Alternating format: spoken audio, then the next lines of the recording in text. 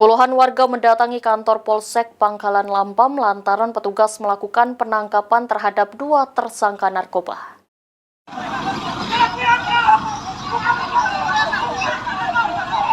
Beginilah suasana massa saat mendatangi dan mengamuk di kantor Polsek Pangkalan Lampam, Kabupaten Ogan Komering Ilir. Dalam video berdurasi 44 detik yang beredar di Instagram ini, terlihat massa mengamuk membawa kayu. Sejumlah fasilitas Polsek juga terlihat rusak dan berhamburan. Kapolres Oki AKBP Hendrawan Susanto saat konfirmasi via telepon mengatakan, peristiwa ini terjadi bermula saat petugas usai melakukan penangkapan terhadap 2 orang terduga pelaku narkoba. Dan terhembus isu bahwa terjadi salah tangkap sehingga warga terprovokasi dan mendatangi kantor Polsek Pangkalan Lampam. Akibat kejadian tersebut, 1 anggota mengalami luka ringan.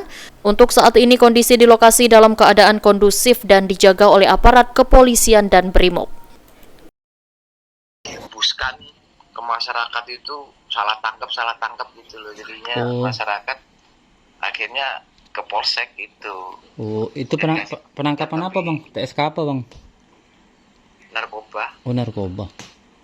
Iya. Kondisi Kapolsek gimana bang? Izin bang. Ya sih kondusif. Habis itu terus kita langsung upaya konsolidasi kok. Masyarakat udah kondusif tapi bang ya? Iya sore itu udah. Habis mereka ngambil 2 terduga narkoba itu terus pergi mereka ya. Kapolres Oki dan jajaran sudah melakukan koordinasi dengan tokoh masyarakat dan perangkat desa agar masyarakat yang terlibat dalam pengerusakan tersebut untuk menyerahkan diri. Novan Wijaya, PAL TV.